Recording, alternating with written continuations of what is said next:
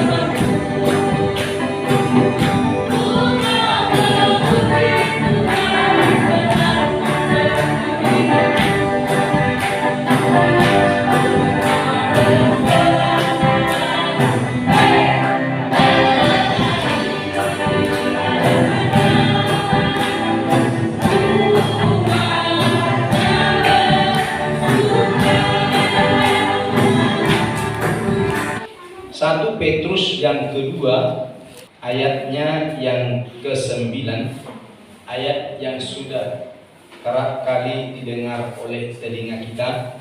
2, 3. Tetapi kamulah bangsa yang terpilih, imamat yang rajani, bangsa yang kudus, umat kepunyaan Allah sendiri, supaya kamu memberitakan perbuatan-perbuatan yang besar dari Dia yang telah memanggil kamu keluar dari kegelapan kepada terangnya yang ajaib. Puji Tuhan.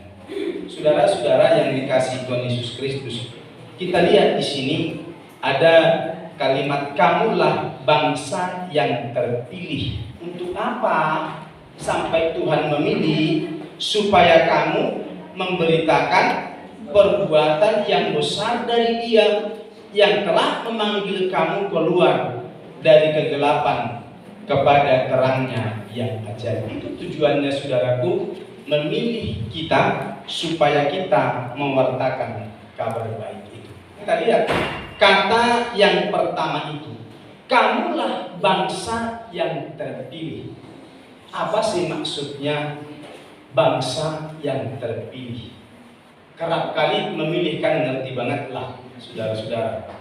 Tapi saya melihat bukan seperti itu kamus yang saya dapatkan dari teks aslinya, dari bahasa Yunaninya, saudara-saudara.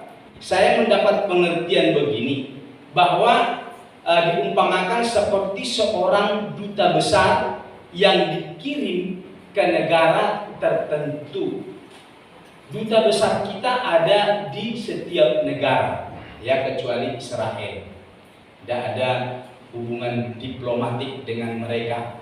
Dia adalah diumpamakan seperti itu, seorang duta besar yang dikirim di berbagai tempat. Kita ngomonglah satu negara saja.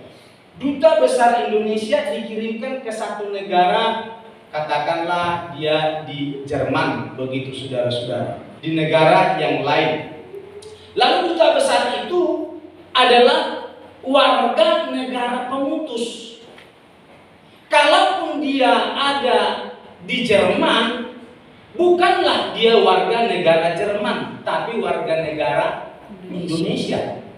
Dia hanya sebagai pekerja di sana, ya, sebagai duta besar di sana, kekasih dalam Tuhan Yesus Kristus. Puji Tuhan. Dan tugasnya mewakili negaranya di luar, mewakili negara kita di luar sana, di Jerman sana, sudah, dengan segala fasilitas yang dia miliki dari negara. Misalnya kantornya ada di sana, rumah tinggalnya ada di sana, transportasinya ada di sana, kekasih dalam Tuhan Yesus Kristus. Duta besar ini digaji oleh negara pemutus. Walaupun dia tinggal di Jerman atau di negara-negara manapun, mereka bekerja di negara itu, bukan negara tempat di mana dia tinggal yang memberi belanjanya, tapi yang memberi belanja, yang memberi gajinya, yang bertanggung penanggung jawab atas hidupnya adalah negara pengutus sudah, yaitu Indonesia. Kalau dubes kita bekerjanya memang di luar, gajinya adalah gaji dari Indonesia, puji Tuhan. Kerjanya dubes itu, saudara-saudara, adalah mewakili negara di mana dia bertugas. Lalu ada banyak lagi tugas-tugasnya, memperkenalkan keberadaan negara di tempat dia bertugas. Dia akan kenalkan Indonesia di sana. Pariwisatanya akan diperkenalkan. Wih, Bali itu hebat loh, Yogyakarta itu hebat loh, dan lain-lain. Mereka akan perkenalkan.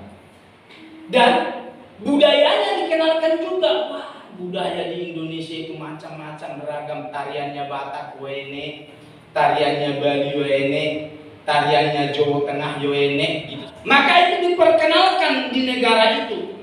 Dan itulah tugas dubes.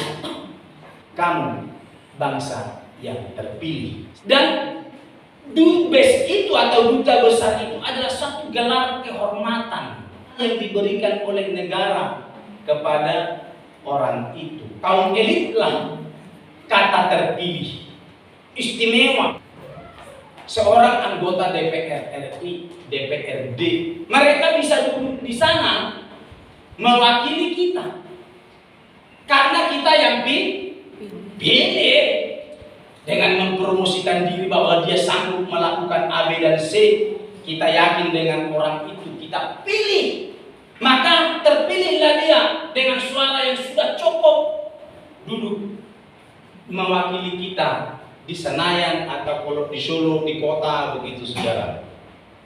Mereka tidak disebutkan Bapak A, Bapak B lagi sebutannya, adalah orang terhormat, perwakilan terhormat. Mereka dikatakan terhormat. Sajanya tetangga kita dewe kok yang biasa rangkul-rangkulan, biasa gojekan sama DE. Tapi terpilih, dia tidak sembarangan lagi nih, menjadi punya gelar terhormat dia di sana. Anggota dewan terhormat. Itulah yang dimaksud terpilih. Ayat ini mengingatkan kepada kita, kamulah bangsa yang terpilih, dikatakan demikian. Artinya keberadaan kita, ya, keberadaanmu, keberadaanku, ketika kita ada di bumi ini bukan sembarangan loh sebenarnya. Jadi kita tidak sama dengan yang lainnya. Kita adalah duta kerajaan surga, duta kerajaan Allah, saudara. Kamulah bangsa yang terpilih. Kita ini adalah diberi gelar. Bapak Ibu, sadar loh, walaupun kita begini-begini duta kerajaan Allah, amin. Duta kerajaan Allah loh saudara. Gelar kehormatan itu yang diberikan Tuhan kepadamu, kepadaku, kepada kita semua yang percaya kepada Yesus. Harus tahu, saya punya gelar loh, walaupun pendidikan tidak sampai ya S1, S2, S3, tapi ada gelar istimewa Tuhan beri, terpilih. Amin. Kita diberikan gelar.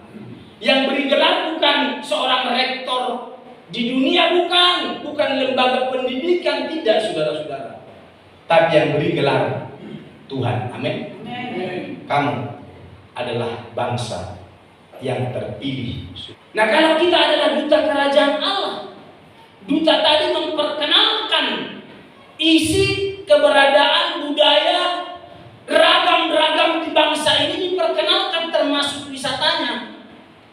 Itu kalau duta besar.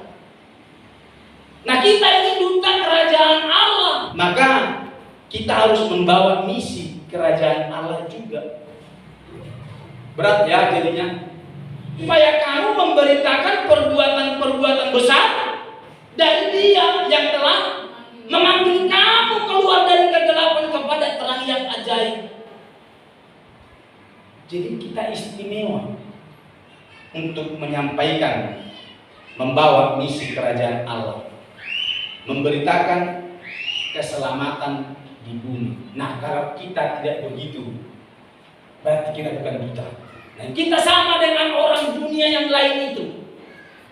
Duta kerajaan Allah itu tahu misi kerajaan Allah.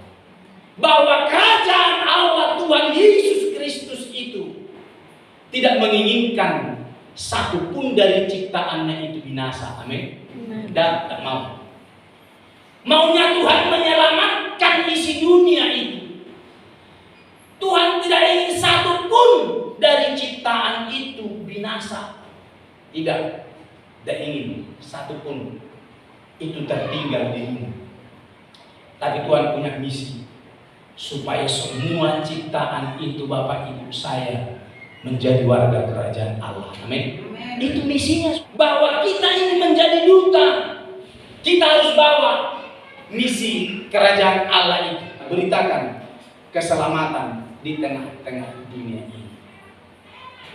Maka Matius 8 yuk 28 ayat 19-20 dikatakan, karena itu pergilah jadikan semua bangsa muridku, baptis mereka dalam nama Bapa, Anak dan Roh Kudus, ajar mereka melakukan segala sesuatu yang telah kuperintahkan padamu, dan ketahuilah aku menyertai kamu senantiasa sampai pada akhir zaman. Coba, kata menyertai lu. Apapun yang terjadi bagi kamu di tengah-tengah dunia ini, kalau kamu menjadi duta kerajaan Allah, maka surga bertanggung jawab untuk kita. Amin. Surga lo yang tanggung jawab. Lo Indonesia kalau punya duta besar di negara lain, bertanggung jawab negara ini untuk itu. Kalau ada perang di sana, yang pertama diselamatkan duta besarnya. Enggak kita yang menjadi warga biasa di sana. Enggak. Ayo selamatkan Bu Kursi. Enggak. Ngapain? Apa pentingnya dia karena kerja di sana, sekolah di sana? Tapi yang saya boleh share gitu, duta besarnya gitu. Wes tahu tuh sih, Bopor enggak tahu tos. Maunya sendiri pergi kerja di sana karena belajar di sana. Enggak yang tahu tos. Tadi itu stop, maunya pergi sendiri. Karena pekerjaan, karena pendidikan. Tapi duta besar itu, saudara, pertama yang diselamatkan. Allah tidak membiarkan dan dia bertanggung jawab untuk diri kita. Amin. Bertanggung jawab buat kita semua. Kita adalah duta kerajaan Allah. Tuhan tanggung jawab buat dirimu, buat diriku, buat kita semua. Maka kita tidak biasa. Maka Yesaya kemarin yang kita lihat itu, oleh karena kau berharga di mataku, ya bangsa-bangsa sebagai gantimu. Hebat loh saudara. Dia bertanggung jawab penuh buat hidup kita, karena kita adalah duta itu di sini. Yes. Kau duta kerajaan surga. Kita ini semua duta kerajaan surga. Maka misinya jadikan bangsa murid. Itu misinya Tuhan. Tuhan tidak ingin binasa satupun dari ciptaannya, tapi bagaimana supaya orang itu diselamatkan. Dan duta besar itu, duta kerajaan itu, ini kita lihat tadi bertanggung jawab. Upah kita juga diberikan oleh kerajaan surga. Dia juga menyediakan upah. Kalau tadi duta besar kita ketika dikirim, yang menggaji bukan negara itu, kita, Indonesia yang gaji. Nah begitu kita saudara-saudara. Kalau kita benar-benar menjadi duta Allah itu, kita pun ditanggung jawab oleh Tuhan. Dia bertanggung jawab. Ayo buka lagi. Roma pasal 10 ayat 13-15. Sebab barang siapa yang berseru kepada nama Tuhan akan diselamatkan. Tetapi bagaimana mereka dapat berseru kepadanya jika mereka tidak percaya kepada Dia? Bagaimana mereka dapat percaya kepada Dia jika mereka tidak mendengar tentang Dia? Bagaimana mereka mendengar tentang Dia? Perhatikan, jika tidak ada yang memberitakannya. Tidak ada orang yang di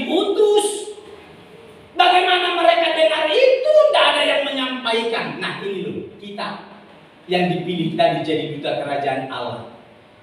Sampaikan, pergi jadikan semua bangsa murid. Kita loh, duta itu. Lalu 15 yang perhatikan. Dan bagaimana mereka dapat memberitakannya jika mereka tidak diutus? Seperti ada tertulis ini loh, luar biasa. Betapa indahnya mereka yang membawa kabar baik ini. Hebat loh saudara. Itu berarti Tuhan tanggung jawab kepadanya. Sampai Tuhan bilang betapa indahnya kedatangan mereka yang membawa kabar baik. Walaupun kalau lihat sajalah sudah pendeta-pendeta itu, jemaatnya kecil, jemaatnya tidak seberapa, tapi lihat pakaiannya walaupun tidak mahal tapi bersih rapi loh saudara-saudara. Ya, apik, ya apik luar biasa.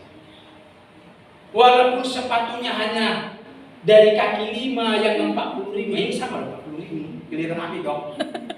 Yang saya mau bilang, para hamba-hamba Allah itu, lihat saja, mereka dompetnya juga tidak tebal-tebal amat, tapi lihat tampil, waduh keren, keren. Tidak salah loh firman Tuhan ini bilang, betapa indahnya kedatangan mereka yang memberitakan Injil, kabar baik. Indah, luar biasa. Bapak Ibu, ayo kita mau belajar. Inilah upah itu, bahwa betapa indahnya. Nah, saudaraku yang dikasih Tuhan, memang ada yang tidak elok. Kalau motivasi tujuan dari pelayanan itu adalah kekayaan materi atau upah, kalau itu tujuannya memang terpelanting. Karena di awal Pak Salom udah berapa banyak pendeta dari sini terpelanting, kata Pak Mbolon ini kok bertahan. Kok saya bilang, Pak kok bertawa aku api men. Cuman kita tidak ngerti, tidak nyadar kalau saya ini baik sekali. Iya baik sekali. Udah berapa pendetanya udah keluar, tidak bertahan. Depan kita ada kan, depan kita GBI pisan terpelanting. Saya bukan maksudnya senang terpelanting itu, enggak. Kasihan Pak Nainggolan itu kan bilang, Pak Molon, mintalah satu pelayananmu. Dulu sampai 3 saya layani dong. 1 di RT 1, 1 Kartasuro, 1 kita. Saya bilang gini loh saudara, apa saya itu? Pilih, karena dia udah berkeluarga, saya belum. Saya bilang pilih, mana sama kau? Pilih saja pelayanan yang mana, aku bilang. Saya pilih di RT 1 aja deh, katanya. Mau RT 1? Kenapa enggak pilih Kartasuro? Aku bilang langsung dirukul. Dia bilang, di sini aja biar dekat, karena rumahnya di perumahan Wonorejo. Daripada Kartasuro jauh, saya sini aja. Monggo, saya di situ. Coba saya suruh pilih. Dipilihnya di sini. Lalu rupanya dia lihat pelayanan tua. Nah, terus mau kemana kau? Aku bilang, pilih saja. Nah, coba. Baik loh saya. Saya kira dipilih di sini. Bilangin saya di Kartasuro wae. Nah itu dulu tiap minggu kita ada ke sana, ada ibu supir juga, teko-teko loh ibu supir ya. Ibu Sita udah ikut dulu. Mudah, iya datang ke sana pelayanan. Lalu itu juga dirasa tidak kuat memenuhi kebutuhan dari Pak Nainggolan karena udah beranak dulu ya, sudah ada anak. Dia bilang begini, Pak Simbolon, rasa-rasanya aku menyerah nih. Loh kenapa menyerah? Oh tidak kuat katanya. Akhirnya, kalau saya bilang gini, loh kau itu jauh lebih bagus loh, walaupun aku ditahan ada beberapa orang, bukan berarti sudah kuat. Aku bilang, apa kamu mau pilih Ketapen? Aku bilang gitu, malah aku tawar gitu kan. Dia bilang gini, ya sudahlah, sini saja. Akhirnya mau bilang, kalau orientasinya, motivasinya uang, ya tidak tahan lah, tidak tahan. Kebuang, 60 pendeta itu udah kebuang. Saya mau bilang begini loh, kalau itu orientasinya, tujuannya, motivasinya, wes hilang. Sampai sekarang ya, masih Tuhan izinkan hidup memelihara anak sampai besar begini. Haleluya. Luar biasa. Ya, saya pikir itu satu kemurahan Tuhan. Betapa indahnya kedatangan mereka yang membawa kabar baik. Ada upah kok, diperhitungkan Tuhan. Disediakan. Yakinlah saudara. Nah, artinya saya mau bilang, Tuhan pelihara kok saudara. Ya, Tuhan pelihara. Ya, kalau tidak mundur teratur, terlempar begitu. Maka kita sebagai duta, karena kita adalah warga dari kerajaan itu. Ini ketiga tadi. Karena kewargaan kita adalah dalam sorga, dan dari situ juga kita menantikan Tuhan Yesus Kristus sebagai juru selamat. Puji Tuhan. Jadi ini kewargaan kita di sorga. Maka dikirim, kita itu harus sadar bahwa kita kewargaannya bukan bumi sorga. Maka kita menjadi duta kerajaan di tempat ini. Puji Tuhan. Maka ada lagunya, kamulah bangsa. Yuk kita supaya udah ada yang ngantuk. Kamulah bangsa yang terpilih, imam raja dan bangsa yang maka punya alam memperlihatkan perbuatannya yang memanggil engkau dari gelap pada terangnya yang ajaib. Ya. Sekarang kita akan lihat bagaimana sikap orang terpilih selama di bumi. Kamulah bangsa yang terpilih. Kita duta kerajaan Allah di bumi. Sekarang bagaimana sikap kita sebagai orang pilihan selama ada di bumi? Yuk, satu, mengerti memposisikan diri selama masih hidup. Posisikan diri, ngerti loh, memposisikan diri. Yuk. Terus, Mazmur 1 ayat 1-2, perhatikan. Ini loh, orang pilihan itu. Berbahagialah orang yang tidak berjalan menurut nasihat orang fasik, yang tidak berdiri di jalan orang berdosa, dan yang tidak duduk dalam kumpulan pencemooh, tetapi yang kesukaannya ialah Taurat Tuhan dan yang merenungkan Taurat itu siang dan malam. Sikap orang terpilih itu yaitu mengerti memposisikan dirinya di tengah-tengah dunia ini, ya, bahwa tidak sembarangan hidupnya. Ya, dikatakan berbahagia orang yang tidak berjalan menurut nasihat orang fasik. Jangan dengarkan nasihat dari orang yang tidak mengenal Kristus. Jangan dengarkan nasihat mereka kalau nasihat itu yang menjerembabkan kita. Allah, kamu ojo serius lah bertuhan itu. Kita kan masih di bumi, masih di dunia loh. Saudara, diajak kompromi dengan dosa. Kalau ada orang menasihati begitu, jangan dengarkan begitu. Kita masih di tengah-tengah dunia, kita bukan sempurna kok. Betul. Bapak Ibu saya tidak sempurna di sini. Tapi bukan berarti ayo lakukan dosa. Kompromi dengan dosa, jangan. Tahu posisikan diri. Bertahan pada posisimu. Jangan sampai kita terikut dengan orang lain yang tidak berdiri di jalan orang berdosa. Ya, ada undian seperti nomor-nomor ini. Aku kesulitan uangnya. Cobalah. Ini firasatku ngomong, kamu ambil 2, 3, 4, pasti dapat. Aduh, kau tertolong nanti. Bagaimana kau itu mengajari? Enggak, firasatku itu ambil 2, 3, 4. Aku kan Kristen, aku kan pelayanan. Janganlah begitu, kita masih di bumi, butuh duit. Kamu yakin dapat nanti kau ambil 2, 3, 4, keluar. Bisa. Kau beli beras, gitu kira-kira. Oh, karena udah pengaruh begitu, saudara-saudara. Cuma 5.000 aja nih, 5.000. Jibret. Keluar tenang. 150.000 contohnya, misalnya saya tidak ngerti sih kalau 5.000 berapa. Keluar 150.000. Oh, senangnya. Jadi yakin dengan itu. Iya ya. Coba tadi aku mengikuti diriku, tidak mau ngambil. Bener kamu. Wes, malah diwenei saya ketemu. Saat sudah dibuat, aduh, saudara-saudara. Wes, jangan. Perhatikan ini. Dan yang tidak duduk dalam kumpulan pencemooh, tapi posisikan dirimu di sini. Yang kesukaannya ialah Taurat Tuhan dan merenungkan Taurat itu siang dan malam. Tempatkan diri kita pada tempatnya yang benar. Ya. Satu lagi, Matius 5:14 ayat 6. Tempatkan diri kita pada tempat yang benar. Kamu adalah terang dunia. Kota yang terletak di atas gunung tidak mungkin tersembunyi. Lagi pula orang tidak menyalakan pelita lalu meletakkan di bawah gantang, melainkan di atas kaki dia, sehingga menerangi semua orang di dalam rumah itu. Demikianlah hendaknya terangmu bercahaya di depan orang, supaya mereka melihat perbuatan yang baik dan memuliakan Bapakmu yang di surga. Kamu itu terang dunia, kota yang terletak di atas gunung. Jangan tempatkan dirimu di bawah gantang.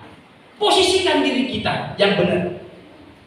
Posisikan diri. Bukan berarti tidak bisa bersahabat dengan mereka. Bukan berarti tidak bisa bergaul dengan tetangga kita yang kebetulan beda keyakinan. Boleh. Tapi jangan ikut apa yang tidak benar dari hidupnya. Itu saudara. Posisikan diri kita. Jangan kita larut dengan mereka. Kita yang harus melarutkan mereka. Lebih cepat. Yang kedua, kamu menjadi serupa dengan dunia, tetapi berubahlah oleh pembaharuan budimu, sehingga kamu dapat membedakan manakah kehendak Allah, apa yang baik dan berkenan kepada Allah. Yang serupa itu, ayo klik lagi. Efesus 4 ayat 17 sampai 20. Tadi di sana jangan kamu jadi serupa dengan. Sebab itu kukatakan dan kutegaskan ini kepadamu di dalam Tuhan. Jangan hidup lagi sama seperti orang yang tidak kenal Allah. Jangan serupa. Ya. Dengan pikirannya yang sia-sia dan pengertiannya yang gelap, jauh dari hidup persekutuan dengan Allah. Karena kebodohan yang ada dalam mereka dan karena kedegilan hatinya, perasaan mereka tumpul sehingga mereka menyerahkan dirinya kepada hawa nafsu dan mengerjakan dengan serakah segala macam kecemaran. Semua dikerjakan. Ya. Tetapi kamu bukan demikian. Kamu telah belajar mengenal Kristus. Berubahlah oleh pembaharuan diri. Jangan menjadi serupa dengan dunia ini. Puji Tuhan. Jangan serupa dengan dunia. Klik lagi. Ya, Efesus 5. Seperti apa yang dimaksud? Gitu loh saudara-saudara. Dunia itu. Ya ini kehidupan dunia yang begini. Tetapi percabulan dan rupa-rupa kecemaran atau keserakahan disebut saja pun jangan di antara kamu. Sebagaimana sepatutnya bagi orang kudus. Ngomong seperti itu pun tidak boleh, saudara-saudara.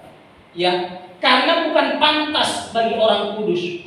Demikian juga perkataan yang kotor tidak pantas buat orang kudus. Sebagai duta kerajaan surga, tidak pantas perkataan kotor. Yang kosong atau yang sembrono, tidak pantas ngomong sembrono, ngomong kotor. Kita duta kerajaan Allah. Duta kerajaan Allah itu jangan asal ngomong begitu yang jorok-jorok dan sebagainya, ya. Karena hal-hal ini tidak pantas, tetapi sebaliknya ucap syukur. Karena ingatlah ini baik-baik, tidak ada orang sundal, orang cemar atau orang serakah, artinya penyembah berhala yang mendapat bagian dalam kerajaan Kristus dan Allah. Tidak dapat bagian dalam kerajaan Allah. Kita dutanya loh saudara. Ya, utusan kita di tengah-tengah dunia ini. Puji Tuhan. Ya, mari terus lagi yang ketiga. Ini yang ketiga, lebih selektif memilih pasangan hidup. Kita yang muda-muda. Lebih selektif memilih pasangan hidup. Itulah sikap orang terpilih. Tidak sembarangan memilih pasangan, tapi selektiflah dalam memilih pasangan hidup. Bukan berarti, iki suge. Waduh. Jangan karena kayanya, jangan karena dompetnya tebal, jangan. Bukan. Saya dengan istri kami sama-sama tidak punya. Wes babar belas. Tapi ya itu tadi. Jadi bisa. Duta loh saudara-saudara. Kita ini duta kerajaan Allah. selektif. Ayo lihat seperti apa selektif. Jangan kamu merupakan pasangan yang tidak seimbang dengan orang yang tidak percaya. Ya. Sebab persamaan apa terdapat antara kebenaran dan kedurhakaan? Atau bagaimana terang dapat bersatu dengan gelap? Persamaan apa yang terdapat antara Kristus dan Belial? Apakah bagian bersama orang-orang percaya dengan orang-orang tak percaya? Tidak sama, beda. Maka saudaraku yang dikasih Tuhan Yesus Kristus, kita mau belajar dari bagian firman Tuhan ini. Jumat kemarin kita sudah melihat juga bahwa kita memang berbeda. Ayo satu lagi, lebih cepat. Selesai. Galatia 4 ayat 28. Dan kamu saudara-saudara, kamu sama seperti Ishak adalah anak janji kok. Anak janji. Ada banyak anaknya Abraham. Betul kemarin? Iya. Dari Hagar, dari keturah. Tapi Abraham suruh pergi tuh. Yang dari keturunan gundik-gundik itu. Kamu pergi pisahkan dirimu katanya. Pisahkan dirimu. Jangan campur sama si Ishak. Kemarin juga kita dengar. Ya. Jangan campur sama si Ishak. Bagian harta warisan semua diberikan oleh Abraham kepada anak-anaknya, kepada keturunan. Tapi soal kebersamaan, pisahkan dirimu, kata Abraham, saudara-saudara. Dan itu bukan maunya Abraham seperti yang aku bilang, anaknya kok darah dagingnya sendiri. Tapi Tuhan yang ngomong sama Abraham, ayo pisahkan, jangan buat dia satu. Tidak ada persamaannya. Kita ini adalah keturunan dari perempuan merdeka, bukan perempuan hamba. Bukan hamba. Ya, jadi pisahkan dirimu. Kamu saudara-saudara, kamu sama seperti Ishak adalah janji. Janji saudara-saudara. Harus tangkap itu. Kau bukan orang yang biasa, walaupun kita ekonominya tidak sehebat yang lain. Tapi kau di mata Tuhan istimewa, kita duta kerajaan. Amin. Duta kerajaan kita di sini. Maka jangan kau anggap dirimu, aduh apalah aku ini. Ya, aku bisanya makan tempe, orang sana udah makan lele. Jangan. Mau lele kau makan, mau tempe, tidak masalah saudara-saudara. Ya, puji Tuhan. Yuk, ingat kau adalah duta kerajaan. Puji Tuhan, Tuhan Yesus berkata.